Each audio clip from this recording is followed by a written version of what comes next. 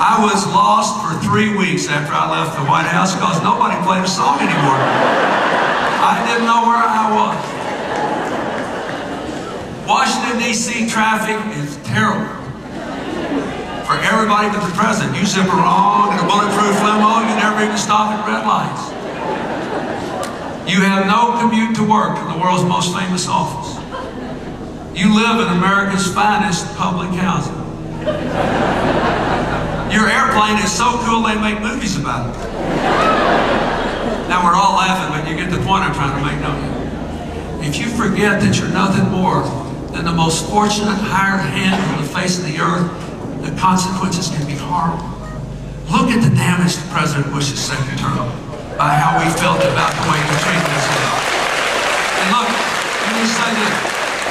This is not a partisan remark. There were plenty of Republicans who loved him and voted for him who would have been very good managers of the emergency. But they obviously were not connected, and they forgot when they made that appointment. They forgot that this is not a place for cronies. This is a person who can affect the lives of millions of people. Don't forget what they look like in election time. And I'm just telling you, you guys have been, here we are in this hot gym. You've been so quiet. You just think about it. You let me talk about car batteries and the difference in universal coverage and cost control. I mean, this is not the stuff of political campaigns. You let me talk about the details of a withdrawal plan from Iraq. Why did you do that? Because you know we need to change this country, don't you? You know that. But you also know that you need somebody that won't forget you. And all I can tell you is everything I know about Hillary makes me believe that that's the last thing in the world you need to worry about. She came home the other day after one of her trips to Walter Reed, talking to me about this young Army officer she met. She had big old tears coming down her face. She said, "Bill, you're not going to believe this. I met this guy. He was so impressive. He lost his arm, right arm below the elbow, one of these roadside bombs. He said, oh, Senator, don't worry about my body. He said, I went to West Point. I knew the risk. I was honored to serve. This prosthesis is going to be fine." He said, besides, my body's in a lot better shape than a lot of people have been wounded in Iraq or Afghanistan. But then he said, I do need some help to get my brain back.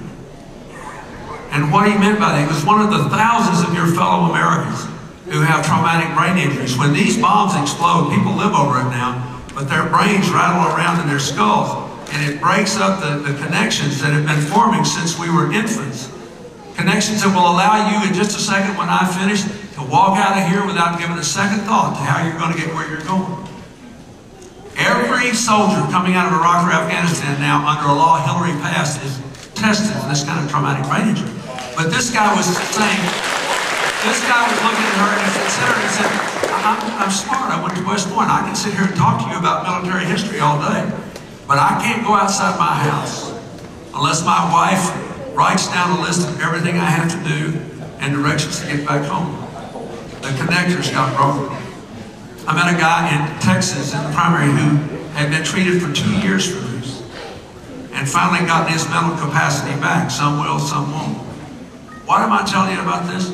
This is not going to be a voting issue in this election. This is not going to determine who we nominate or who we elect, but I'm not sure it shouldn't. Because she looked at me in our home and she said, Bill, I'll tell you one thing.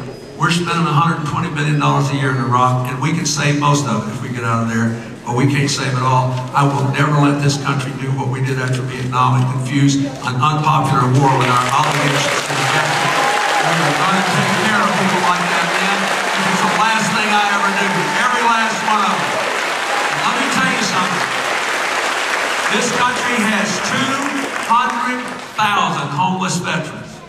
And most of them are Vietnam veterans who suffered from their generation's version of post-traumatic stress syndrome. If they had had counseling, if they had had mental health care, they'd had veterans homes to live in, if they'd had elemental job training, if they'd had any kind of support services, their lives would have been different. And for people of our generation, it is a source of enduring shame. She will never let that happen. That ought to tell you what kind of person she'll be as president.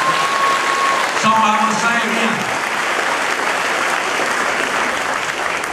I ask you to support her. I ask you to go out and talk to everybody else you can. If she can win a strong victory in Pennsylvania, I think she will roll through the rest of this and be the nominee.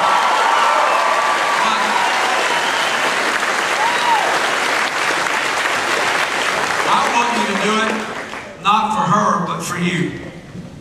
I want you to be able to say what she says should be the measure of a good president. I want you to be able to say at the end of the next president's term that she left this country better off than she found it. That our children and grandchildren have a brighter future. And that the world is coming together instead of being torn apart. If you want to be able to say that, yes, yes, yes, then I ask Johnstown and Pennsylvania to say yes to Hillary on April 27th.